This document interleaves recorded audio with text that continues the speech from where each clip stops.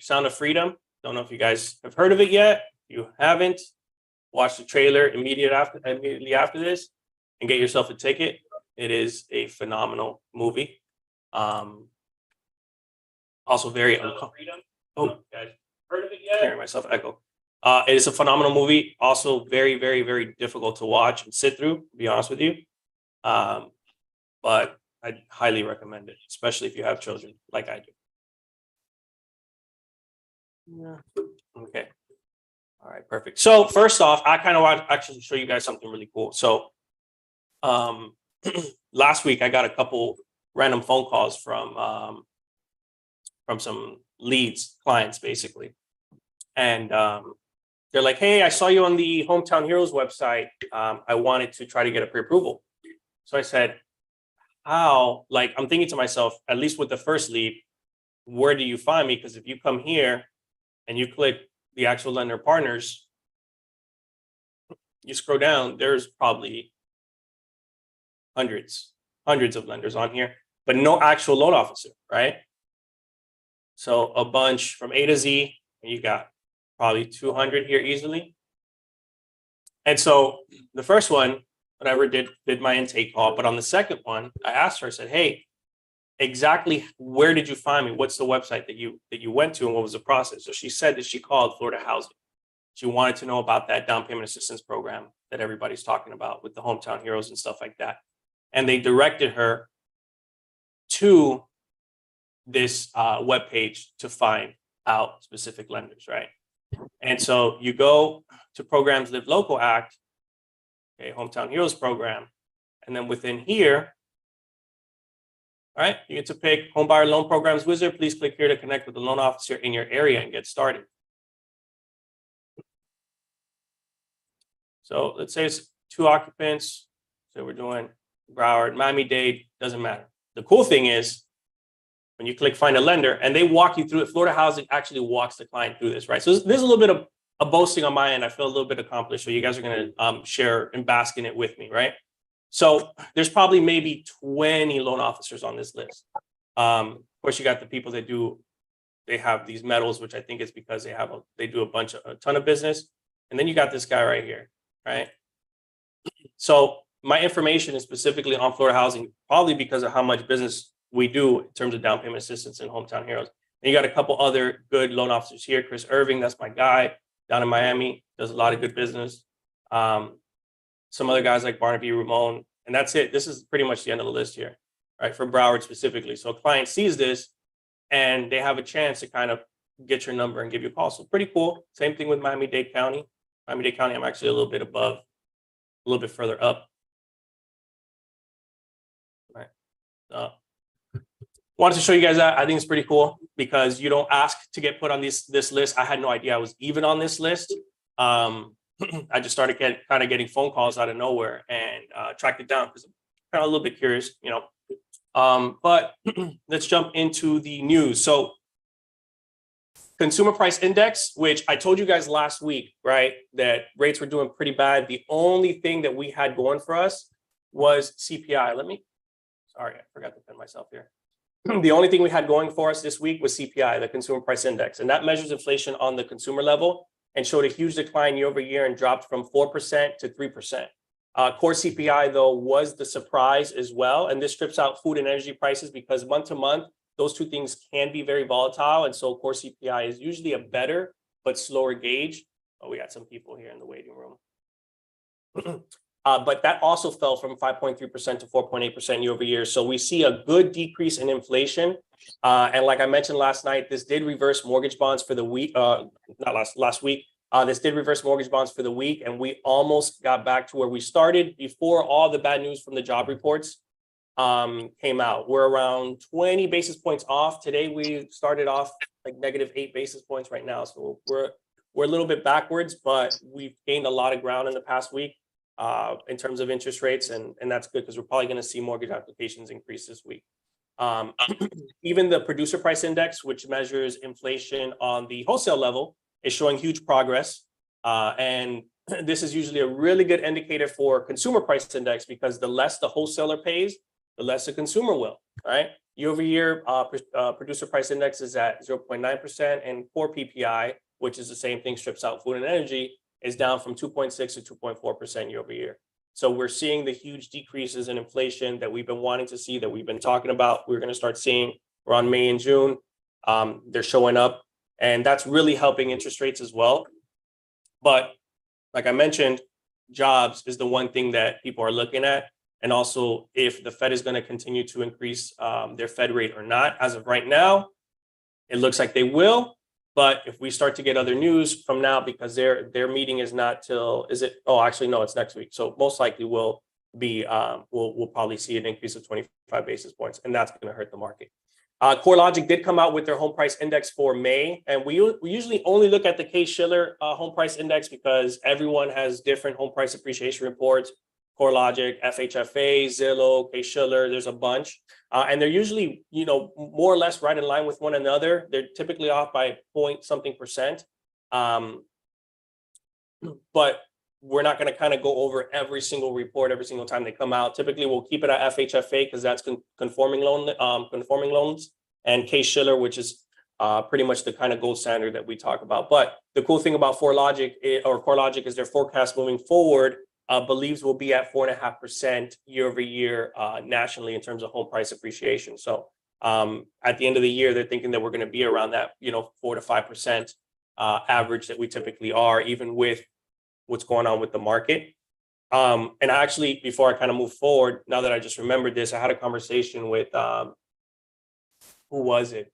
It was someone over the weekend, and they went to an event where the core economist, or the main economist for Fannie Mae, was speaking, and he basically said that the market that we're seeing now, or the market that we're in now, we're not going to get out of it until they believe around 2027. So we've got a long way to go. This is from the chief economist of Fannie Mae, directly from the stuff that the data that they collect, which is a lot of data, and kind of going to see a very slow market until 2027, which is kind of the opposite of what Mortgage Bankers Association believes, right? Or MBA, because they think that 2024 is going to be a historic purchase year. So it's going to be interesting to see. They both could be right. Well, we do have an historic purchase year, but in terms of interest rates, or in terms of just the market flow with housing supply and stuff like that, or housing inventory, it may not be. We may not see a change till around that time. Something we used to talk about a lot that we kind of stopped because it wasn't necessarily indicative of the market at the time is mortgage applications. And I think as we continue to compare year over year, where we saw rates increase this time last year around May, June, we'll start to talk more about more things that we can compare one for one. I like this report a lot because it shows a good measure on people who are in the market to purchase a home. And it did show an increase of 2% week over week last week. But we're still down 26% year over year. And that's also indicative of where rates were this time last year, which was 1.375% lower this time last year. So of course, you're going to see a decrease in mortgage applications as we get away from 2020, 2021, and even the first half of 2022, because those were literally historic years in terms of mortgages in general, including refinances. But as we get towards the end of the year, that I believe, my opinion, that year over year number is going to decline or decrease to be more on par with what we're going to be seeing moving forward. Because once we get into last year, August, September-ish, which is right around the corner, we did see mortgage applications really take a halt because that's when rates really shot up to about 6% in a couple months.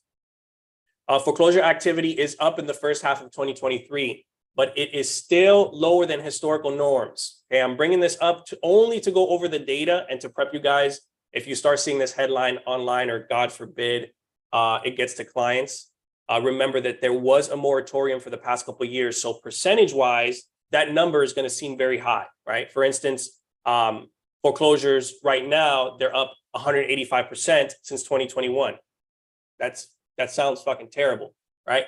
But it's also true.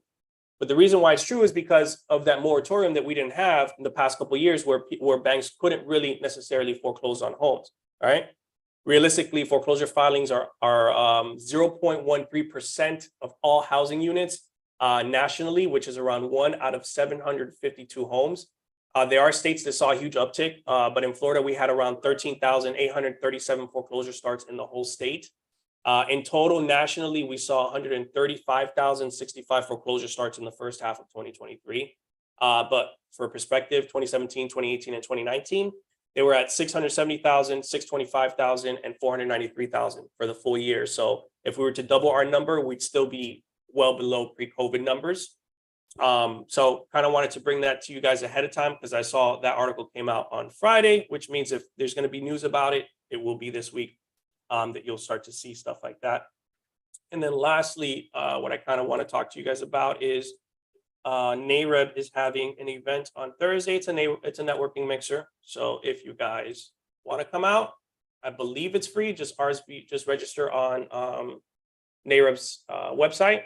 You guys can come out July 20th. It's with BPN, Black Professional Network, as well as the National Association of Black Journalists with NAREB. So it's going to be a really, really good turnout. The Eastern Rooftop Pool and Lounge up in Fort Lauderdale. I'd like to see some of you guys there.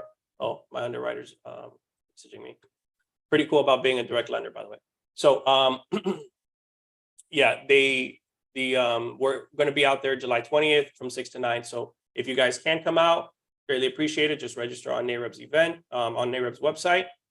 Would love to see you guys there. But other than that, I don't have any more news. Do you guys have any questions, any sort of scenarios that you guys came across this week or anything like that?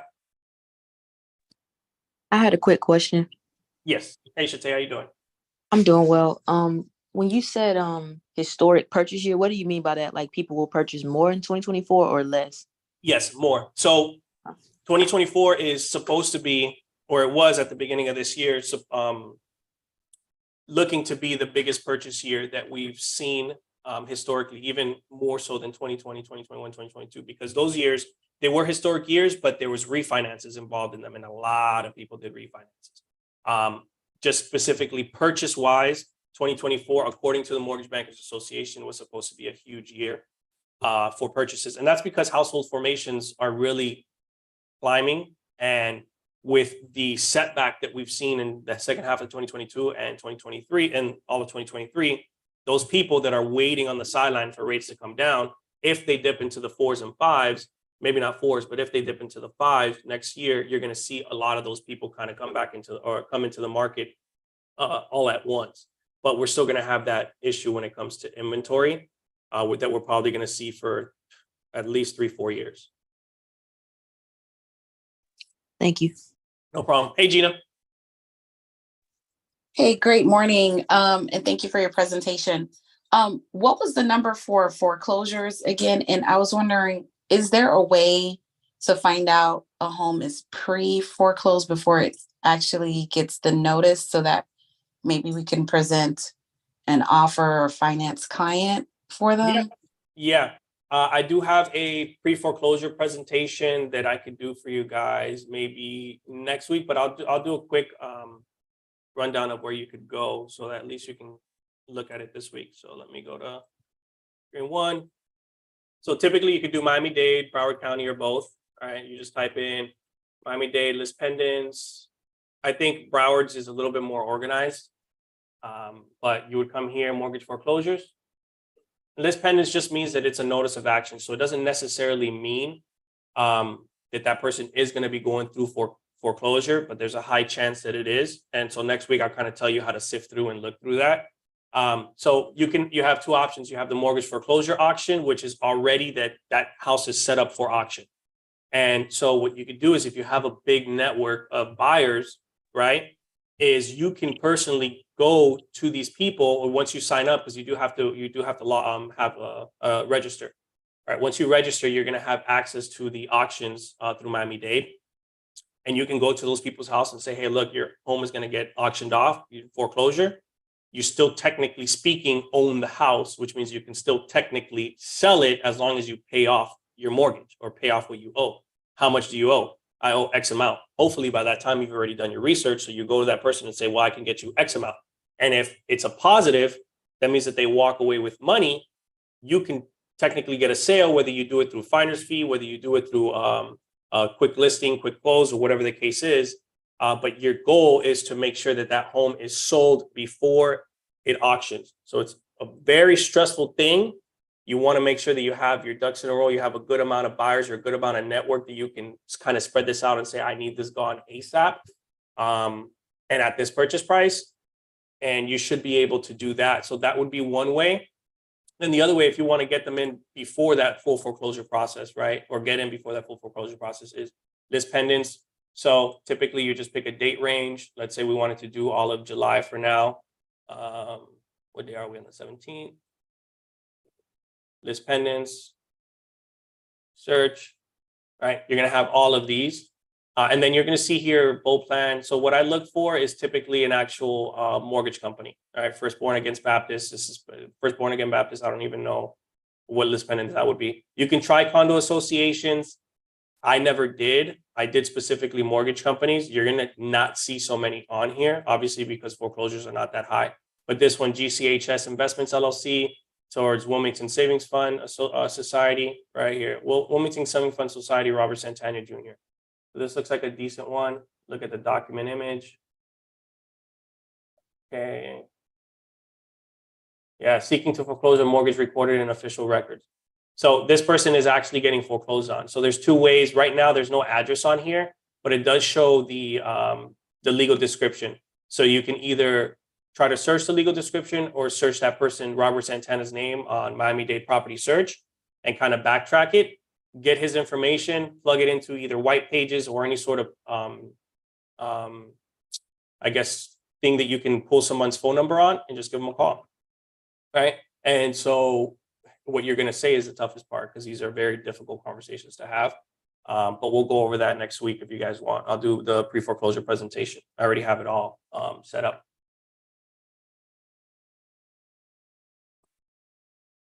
Thank you so much. No problem. You guys have any other questions or scenarios or anything like that?